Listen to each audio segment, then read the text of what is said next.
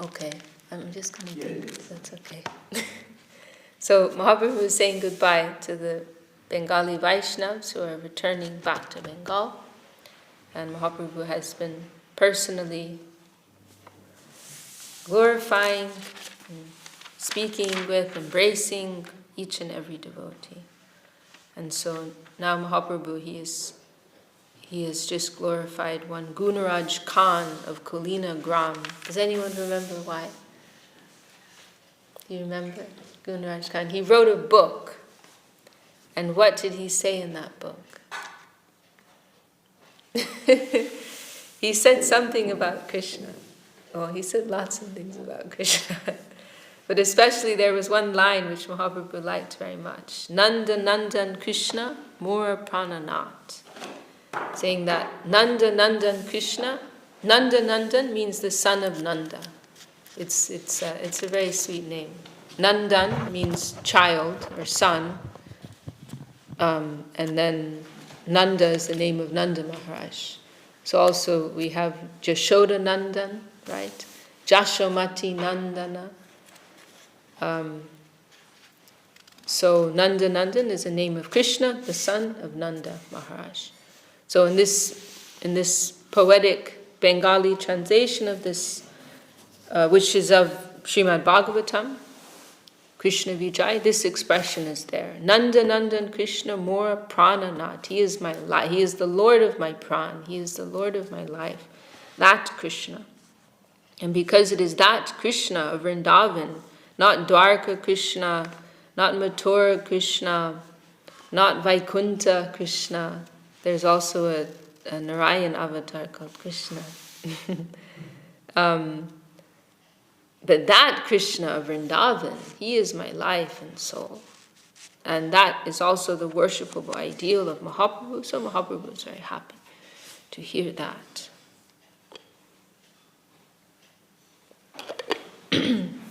Nandanandan Krishna Mor Prananat Evakya Vikainutar Vamshe Rahat. Mahaprabhu said, Krishna, the son of Nanda Maharaj, is my life and soul. By this statement, I am soul of Gunaraj Khan. So this is the verse. Tomar ki katta tomar gramer kukur se mor priyanya janarahudor. Do say nothing of you, even a dog living in your village is very dear to me. What then to speak of others? So he's saying, I appreciate this Gunaraj Khan so much that what to speak of, his relatives and his friends and other members of the village, even a dog living in that village is dear to me. So this is showing the depth of appreciation. To the degree that one has appreciation for the object of worship, to that degree, anything has any remote connection with it, that also becomes beloved, that also becomes worshipable. So we were using the example when we came to this the other day, in relation to our relationship with Guru and co-followers of Guru, that if one has true devotion for their Guru, then they appreciate everyone else who also has some devotion for Guru, everyone else who's trying to serve Guru. We may not appreciate, on a personal level, we may not have so much appreciation for them, we may not get along with them so well, but all of that will be harmonized and accommodated if we can see that as I am trying to serve Guru, so they are also trying to serve Guru. So we must be united in that. There was one comment Gurudev made where he said that we are all coming from so many different backgrounds, we have so many differences, but when it comes to the service of Guru Maharaj, we will be one. We will be one for the service of Guru Maharaj. So we're trying to continue with our society with this type of spirit.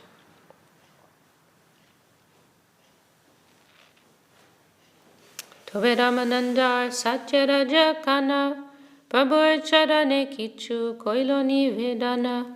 After this, Ramananda Vasu and Satyaraj Khan both submitted questions at the lotus feet of Sri Chaitanya Mahaprabhu. Grihastha vishayami kimora sadhane Shri mukhe agya koro Prabhu nivedi charane. Satyaraj Khan said, "My dear Lord, being a householder and a materialistic man, I do not know the process of advancing in spiritual life. I therefore submit myself unto your lotus feet and request you to give me orders." So this is presumably someone of the same village of this Gunaraj Khan, maybe a relative, because his name is also Khan, Satyaraj Khan, asking this question, which we can understand is actually for all of us. This is something that applies to all of us. What is the best way for me to make advancement in this condition of life in which I am situated at present? Prabhu kohen Krishna seva Vaishnav sevan Nirantar karo Krishna nam sankirtan. And this is the essence. This is what Mahaprabhu replies with. Gurudev has quoted this verse. Prabhu kohen Krishna seva, you can understand these things. Prabhu kohen Krishna seva Vaishnava sevan Nirantar karo Krishna nam sankirtan. So what are the three things?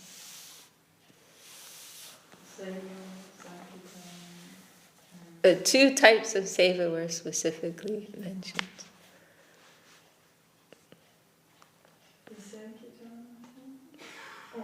Sure. Everything will be done with the mood of service, but still there's some distinction made, different types of service, we can say. I'll read the verse again. Prabhu kohen Krishna seva Vaishnava sevan Nirantar koro Krishna nam sankirtan. Krishna's, the service of the Vaishnavas? Yes. And then the service of Krishna? Yes. And the third? You said it before. Yes. Very good. Sankirtan, yes. Krishna Nam Sankirtan. What is the difference between Kirtan and Sankirtan?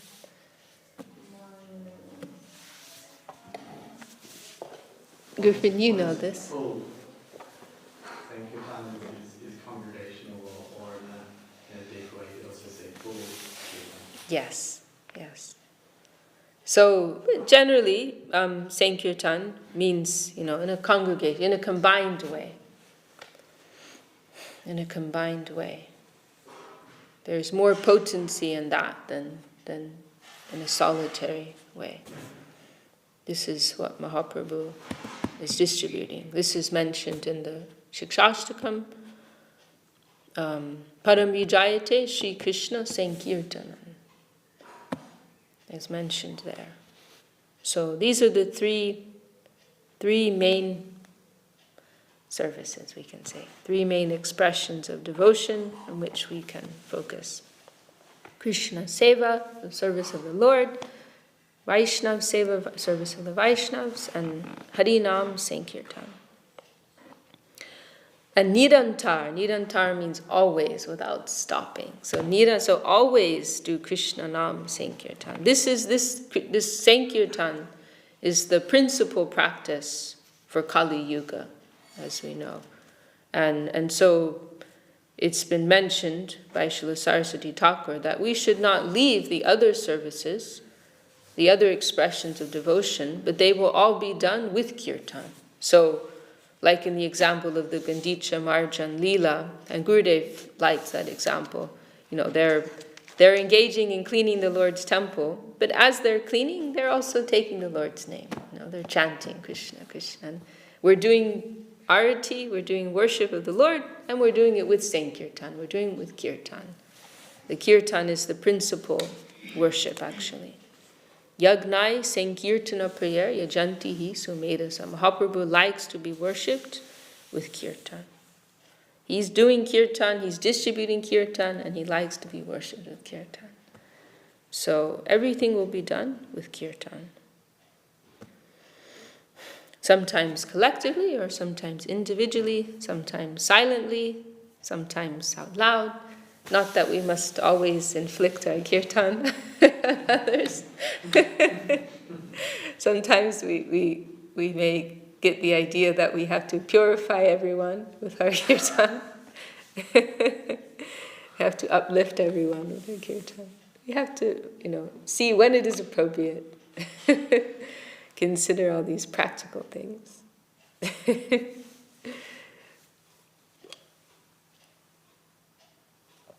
There's some very funny stories about that.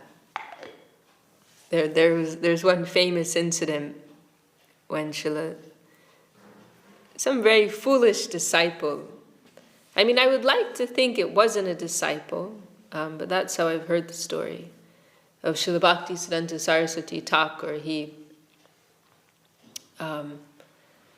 He was having some discussion with some visitor, some new person, and Saraswati Thakur was giving some explanation, and a disciple was nearby chanting on japa, but very loudly. And Saraswati Thakur was trying to give some explanation, so he told that man, can you please chant more quietly? You're being very noisy, something like that. Don't make so much noise. And then that disciple, he said, you are making noise. I am taking Harinam. I am doing the real service. And many cases also of devotees, like I've heard a few stories with Swami Maharaj Prabhupada and also in the Mat with Srila Sridhar Maharaj, someone, like while the deities resting, like in the temple chanting at the top of their voice, and then they're, Swami Maharaj and Param Guru Maharaj are making some request, please. So, we have to have a living understanding of what kirtan means, not a dead understanding. Huh? Yeah, sure. Or being in public and doing it very loudly, in the way of being on the back of a bus and go, Hare Krishna, Hare Krishna. In places also where it's inappropriate to do that. Sure, there's a million and one examples. We can come up with many situations. But the point is, we will consider our environment, and we must remember to have a living conception of the name. And so, in circumstances where preaching is going on, that is actually a more living expression of kirtan. Kirtan, in a deeper sense, means the glorification of the Lord. And the Lord's name has his own desire. The name is not different from the Lord, and the name has his own desire, and the name wants to be preached. So he will be more happy if his glories are being preached. So that will always take priority over, individual japa. I have something useful to add. Or more useful than that. Also, Saraswati Thakur saying kirtan is a fight with Maya. I would relate that to internally. Sorry, what did you say? I would relate that to internally. Like internally it's a fight with Maya, and externally it's preaching, which is also a fight with Maya. When you're doing kirtan, you're also trying to, remember the absolute perspective, rather than being stuck in all these relative considerations. Sure, yeah. When we're taking shelter of the name, we're inviting that divine vibration to descend. And in the course of doing that, it will oppose all these negative tendencies within us, and also negative waves within the environment when it is expressed in a preaching way. So yes, for sure.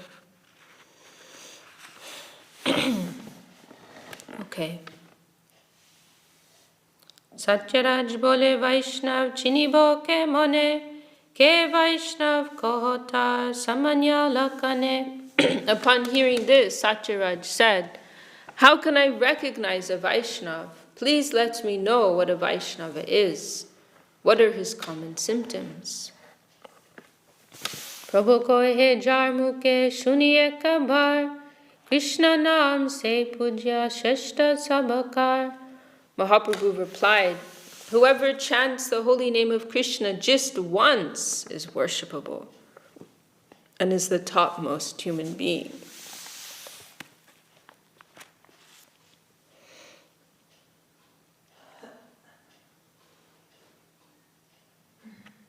I'll read this purport. Srila Bhaktisiddhanta Saraswati Thakur says that a person who simply chants the holy name of Krishna once becomes perfect and should be regarded as a Vaishnava. This is confirmed by Srila Rupa Goswami in his Upadeshamrita. Krishneti yasya giritam manasa jiyeta. With such faith in the holy name, one may begin a life of Krishna consciousness, but an ordinary person cannot chant the holy name of Krishna with such faith. One should accept the holy name of Krishna to be identical with the Supreme Personality of Godhead, Transcendence himself. As the Padma Purana states, the holy name of Krishna is identical with Krishna and is like a Chintamani gem, a touchstone. That name is Krishna personified in sound and is therefore perfectly transcendental and eternally liberated from material contamination. Thus, one should understand that the name Krishna and Krishna himself are identical. Having such faith, one must continue to chant the holy name. When one is situated on the neophyte platform, one cannot understand the devotional ingredients of a pure, unalloyed devotee. However, when the novice engages in devotional service, especially in deity worship, and follows the order of a bona fide spiritual master, he is a pure devotee. Anyone can take advantage of hearing about Krishna consciousness from such a devotee and thus gradually become purified. In other words, any devotee who believes that the holy name of the Lord is identical with the Lord is a pure devotee, even though he may be in the neophyte stage. By his association, others may also become Vaishnavas. One is known as a materialistic devotee if he simply worships the deity of Hari with faith, but does not show proper respects to the devotees and to others. This is stated in Srimad Bhagavatam. Archayam eva haraye pujam ya shadhaye hate natad bhakteshu chanyeshu sa bhakta prakrita smrita. Yet even by associating with such a neophyte devotee, one can become a devotee also. When Lord Chaitanya was teaching Sanatana Goswami, he said, Shadavan jan hoy bhakti adikadi, uttam madhyam kanishta shadha anusadi. Yahar kamala shadha se kanishta jan, krame krame teho bhakta hoibe uttam. Rati prem taratamye bhakta taratam. A person who has attained firm faith is a real candidate for advancing in Krishna consciousness. According to the faith, there are first class, second class, and neophyte devotees. One who has preliminary faith is called a Kanishta Adhikari, or a neophyte. The neophyte, however, can become an advanced devotee if he strictly follows the regulative principles set down by the spiritual master. Therefore, it is on the basis of faith and attachment to Krishna that one can judge who is a Madhyam Adhikari or an Uttam Adhikari. It is thus concluded that even a neophyte devotee is superior to the karmis and jnanis because he has full faith in chanting the holy name of the Lord. A karmi or a jnani, regardless of his greatness, has no faith in Lord Vishnu, his holy name, or his devotional service. One may be advanced religiously, but if he is not trained in devotional service, he has very little credit on the transcendental platform. Even a neophyte devotee engaged in deity worship in accordance with the regulations set forth by the spiritual master is in a position superior to that of the fruitive worker and speculative philosopher. So, one idea here that that Srila Swami Maharaj is conveying is that, this understanding of a gradation. Let me just see here.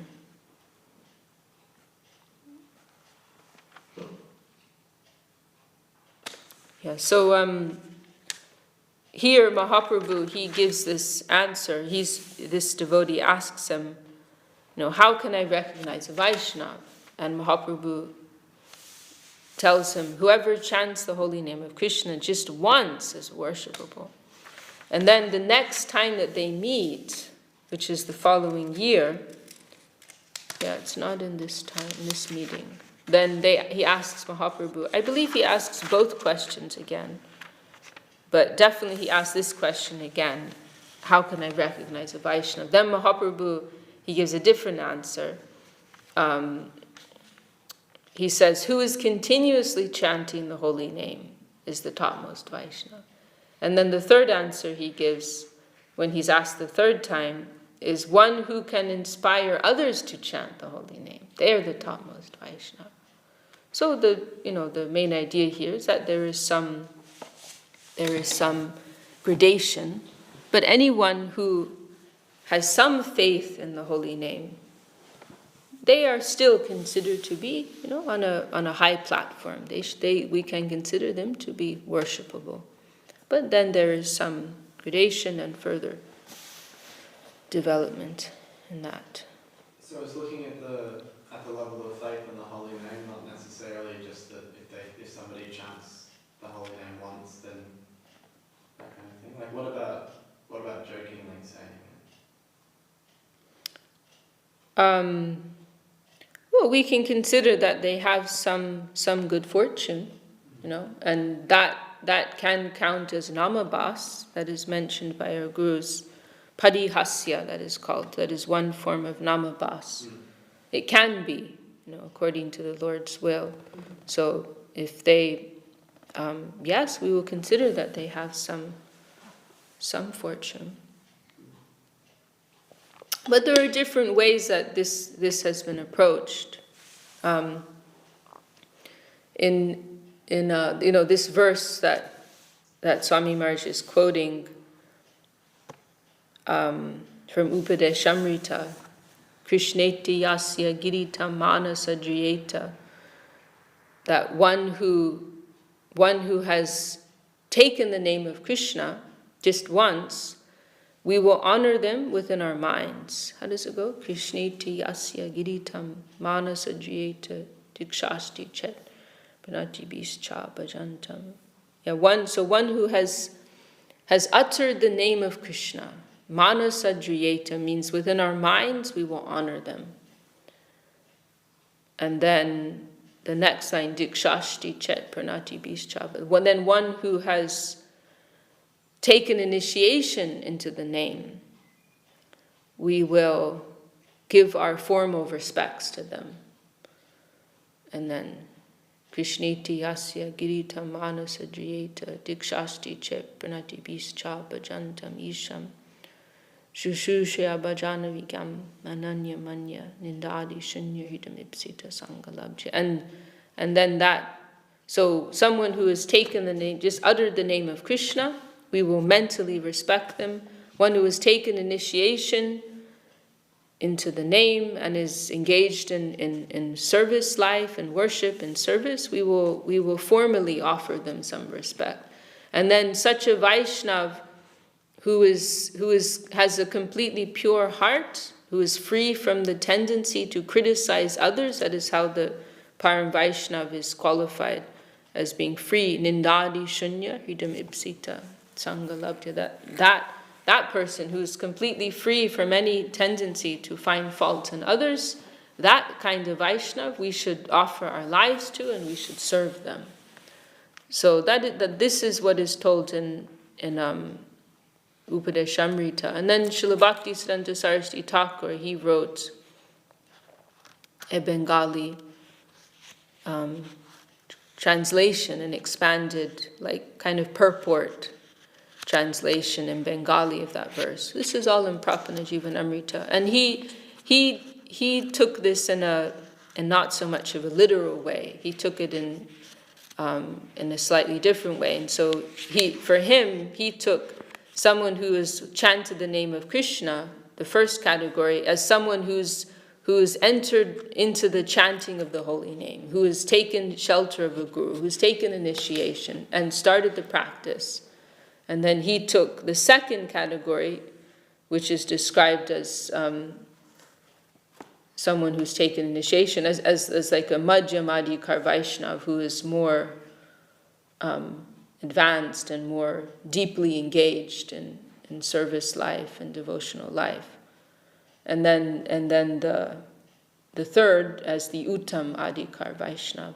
So, this is the main thing being described here, these three categories of Vaishnavas: Kanishta, the beginner class, and Madhyam, the middle class, and Uttam, the highest class Vaishnava. So, there are different ways this can be understood.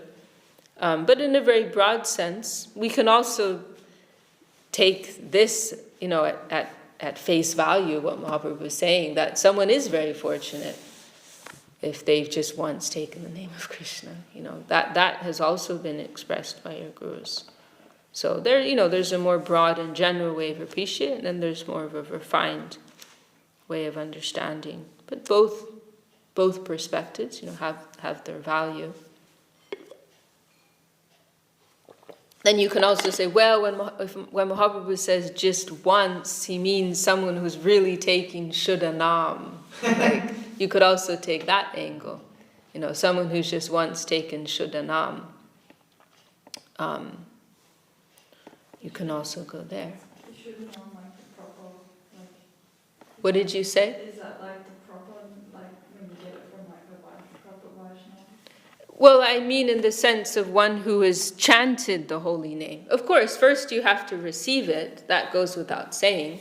First you have to receive the name, but that doesn't mean that immediately you're going to be chanting that pure name. You've received a seed. So you have it, but it hasn't revealed itself yet. Is that a Shuddhanam. There are three types of... Shuddha means pure. There were three types of names which are described. Namaparad means offensive chanting. Namabhas means like a shadow of the name. Some hazy chanting. And then Shuddhana means pure, the pure name. So, that is when the name fully reveals himself in all his glory. So, we will consider that we're mostly chanting Namaparat at present. Maybe, even Namabhas, that's kind of too much to hope for. But, it is not so straightforward either. It's not so black and white, That name is a person, and he's sensitive to our condition. And so he is approaching us. He's making some move towards us. But it will take some time and require some level of purification before that full, vibrant name can appear within our hearts and dance on our tongues. So, you could also take the angle here when Mahaprabhu says, whoever chants the holy name of Krishna just once is worshipable in the topmost human being, to mean, Shuddhanam has to be the pure name, But that's not the final, statement on it. That's, one way it can be understood, but not the only way. In a simple sense, we will honor anyone.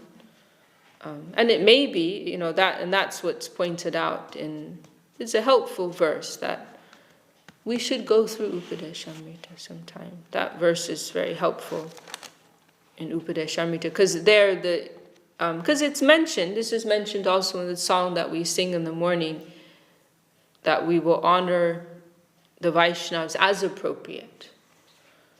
how does it go? Yata tata, that Gurudev Kripa Bindu Diya Koroe Dase China Pekati Dina Sakala Sahane Bolo Diya Koro Nijamane Spihina Sakale Saman Korite Shakati Dehonata Jata Jata. This Yata Jata is indicating like in the right way, in the proper way. Sakale Saman. Saman means respect. So Sakal, everyone, we will give respect to everyone as appropriate. This is important. We don't indiscriminately. We're not encouraged to indiscriminately. That is not healthy for us, to indiscriminately give equal level of respect to everyone. It must be adjusted according to the adhikar of the person to whom we are offering respect. So in that verse is very helpful, Upadeshamrita, saying that persons who have entered into the practice, but their realization is not very developed, then we will give them some respect, but mostly it will be on a mental level. We won't give them too much honor in a formal sense, because that won't be helpful for them and it won't be helpful for us either. But then those who are more mature practitioners, who have a better understanding, we will give more attention to them, we will give more respect to them, we will put more faith in their. We can also understand respect to mean how much faith we put in those persons. We will give that more to persons who are more seriously developed in their practice and in their understanding. And then for those very rare Param Vaishnavas like our Gurudev, we will wholesale offer ourselves to them. So it is an important consideration.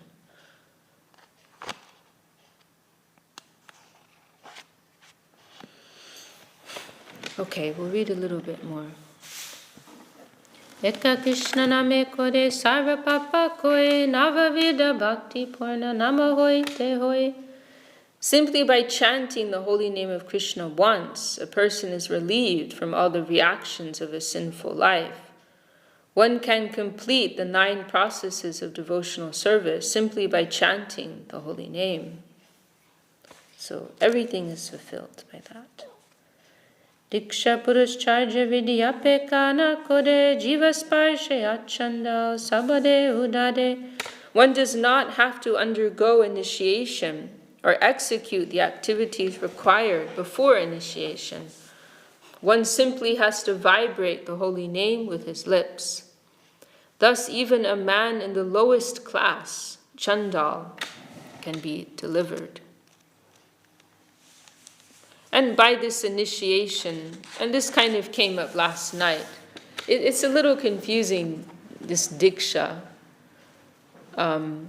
because now we use it differently than it was traditionally. Diksha referred to the giving of a mantra. It didn't refer to the Harinam mantra. But now we use it like that sometimes. We'll say Harinam Diksha and Gayatri Diksha. Because, the word Diksha in a broad sense, it means, there's one verse that Srila Sridhar Maharaj quotes, Divyam Jnanam Yato Dadyat Koryat Papasya Sangshayam. This is the real meaning of Diksha, the process by which transcendental knowledge is imparted to the disciple and their sin is removed. So purification and that transformation, that divine transformation and realization of divine knowledge. This is really the substantial meaning of Diksha. But the way that we use it nowadays, we use it to refer to both the giving of the Maha Mantra as well as to the Gayatri Mantra. But previously it would only refer to the giving of the Gayatri Mantra or other mantras. And there wasn't actually any formal initiation connected with Harinam. That's something relatively new. So traditionally in the scriptures, when you see Diksha mentioned, it refers to this giving of the Gayatri mantra, let's say, or another mantra. So this is a famous verse which Mahaprabhu is about to quote. Does he quote it? Yeah, he does quote it.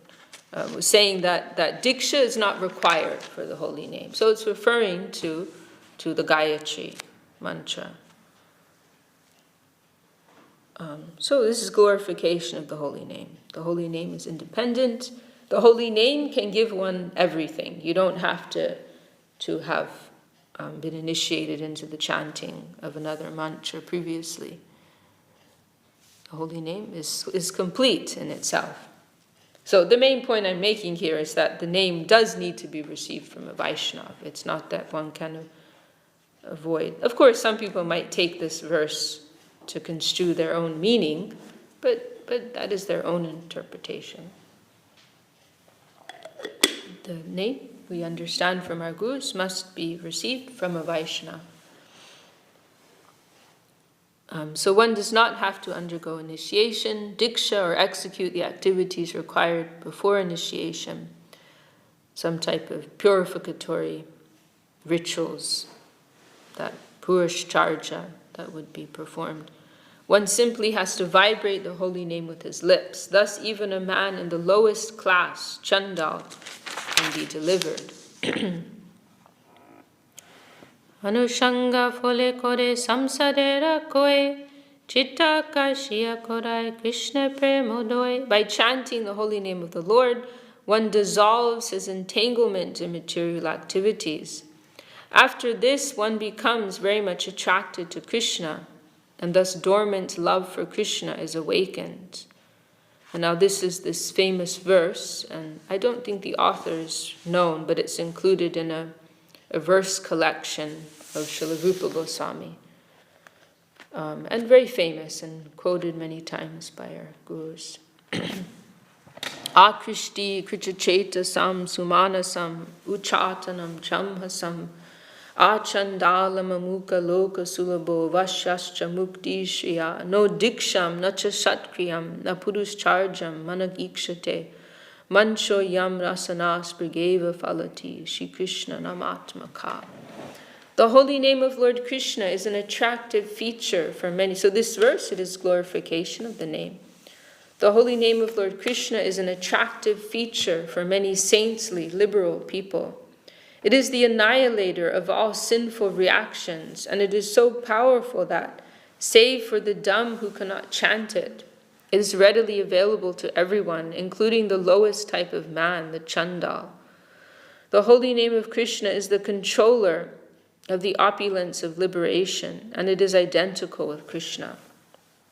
When a person simply chants the holy name with his tongue, immediate effects are produced. Chanting the holy name does not depend on initiation, pious activities, or the purushcharja regulative principles generally observed before initiation. The holy name does not wait for any of these activities. It is self-sufficient.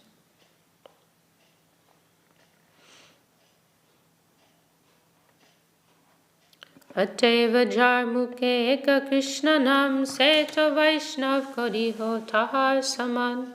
Mahaprabhu then finally advised, one who is chanting the Hare Krishna mantra is understood to be a Vaishnav. Therefore, you must offer all respects to him. Kander Mukunda Das Shri Raghunandan Shri Nara Hariye Mukyati Injan. Mahaprabhu then turned his attention to three persons, Mukunda Das, Raghunandan, and Sri Narahari, inhabitants of the place called Kanda. Mukunda dasere puche Ch.Ch. Nandan, Tumi Pita Pucha Toma Shri Raghunandan. Mahaprabhu, the son of Mother Ch.Ch., next asked Mukunda Das, you are the father, and your son is Raghunandan. Is that so? So, maybe you've heard that story of Raghunandan Thakur. He was a young boy who had such devotion for the deity that he compelled the deity to eat. And so Mahaprabhu's meeting with them, and he's asking the father, Mukunda, are you the father and your son is Raghunandan? Or is it the other way around? No. Because your son is so exalted, then perhaps you may consider that your son is like the father, because he is superior to you in devotion. See, how free from envy they are. Otherwise, how could one ask such a question? There is no envy there. So Mahaprabhu asks Mukunda, you are the father and your son is Raghunandan. Is that so? Kiba Raghunandan pita tumi tata noe nishtoy kariya koho joka samshoy. Or is Srila Raghunandan your father and you are his son? Please let me know the facts so that my doubts will go away. Mukunda kohe Raghunandan mor pita hoy. Amitar putrae amar nishchoy. Mukunda replied, Raghunandan is my father and I am his son. This is my decision. Amasabar Krishna Bhakti Raghunandan hoite. Ataiva pita Raghunandan amar nishchite. All of us have attained devotion to Krishna due to Raghunandan. Therefore, in my mind, he is my father.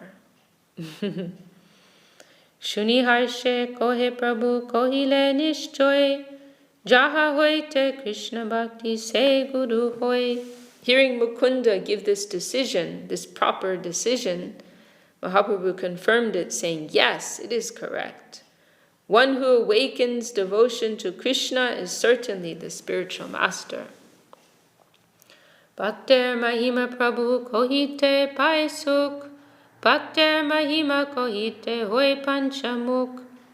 Mahaprabhu then became very happy just to speak of the glories of his devotees. Mahaprabhu became very happy just to speak of the glories of his devotees. Indeed, when he spoke of their glories, it was as if he had 5 faces. Bhaktagone kohe shuno mukundera prem. Iguda nirmala prem jeno dagdahem. Mahaprabhu then informed all his devotees, please hear about Mukunda's love of Godhead. It is a very deep and pure love and can only be compared to purified gold. So he's kind of like poked at Mukunda a little bit, saying, your son is superior to you, actually. And now he's going to glorify him. I'll leave this for tomorrow. We'll hear tomorrow about Mukunda's love for the Lord.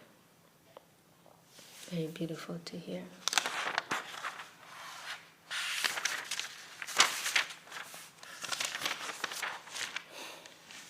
Okay. Jai Shri Chaitanya Charitamrita Ki Jai Krishna's Kalila Swami Jai. Does someone want to chant? Whose turn is it? Hari Haraye Nama Krishna Yadavaya Namaha. Hari Haraye Nama Krishna Jadavaya Namaha. Yadavaya Madhavaya Keshavaya Namaha. Jadavaya Madhavaya Keshavaya Namaha.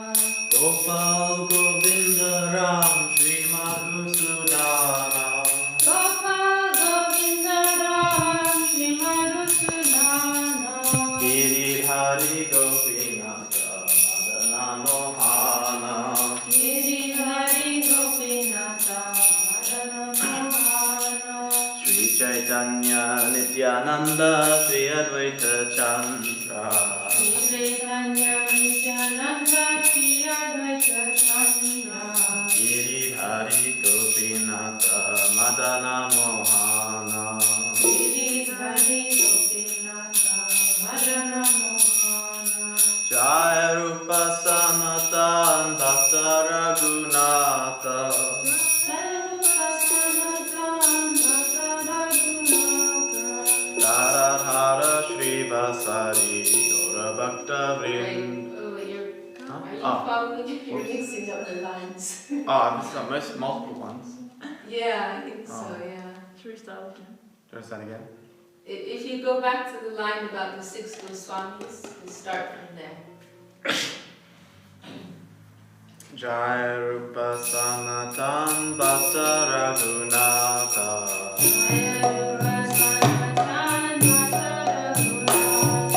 Shri Jiva Gopala Bhatta Dasa Raghunatha.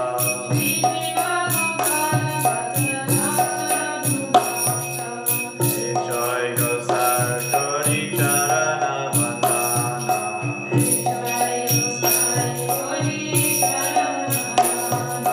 Jaha Vaite Vigna Nacha Vishta Purana.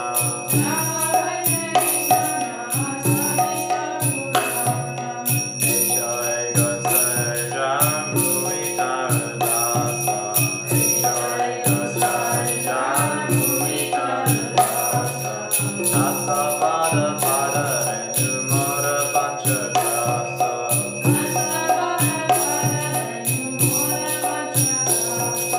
Hare Charana Sevi Bhakta Sane Vasa.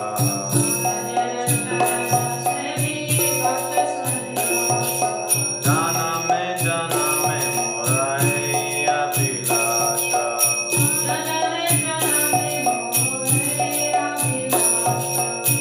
Jai Gosai Javi Vraji Kula Vasa.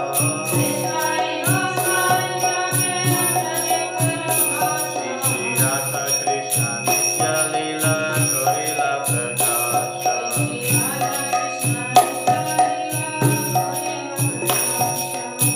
Anande Bala Hari Bhaja Vrindavana.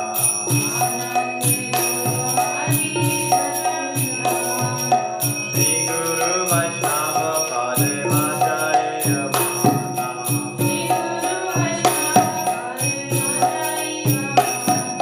Shri Guru Vaishnava Pad Padma Koriyasha.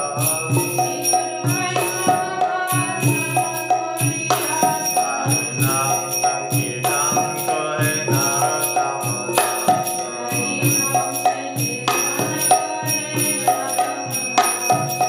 Shri Krishna Chaitanya Prabhu Nityananda.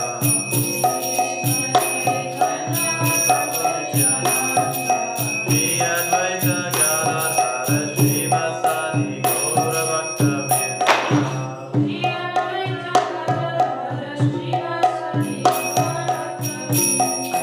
Hare Krishna, Krishna Krishna, Hare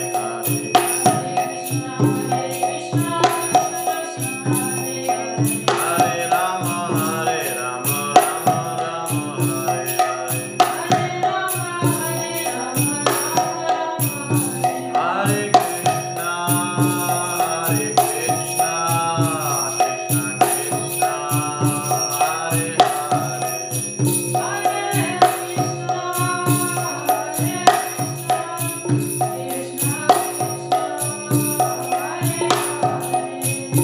Hare Rama, Rama Rama, Hare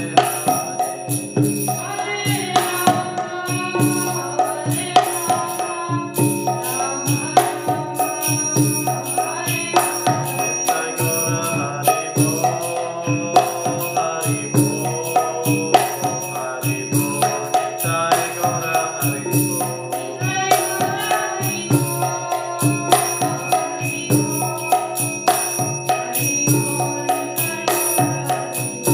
Nitai Gaura Hari Bol, Hari Bol, Hari Bol. Nitai Gaura Hari Bol.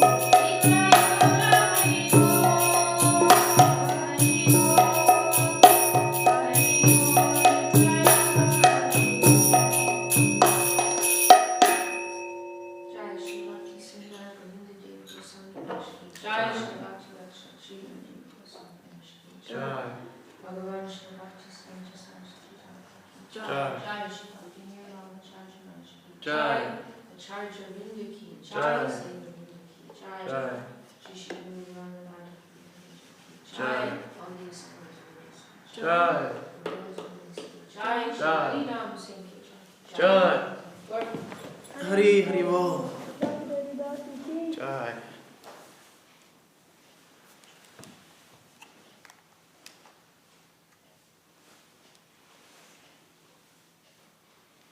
The Panchatattva is mentioned in that song already. Oh. We must have living understanding of these things. They're not just mantras that we chant.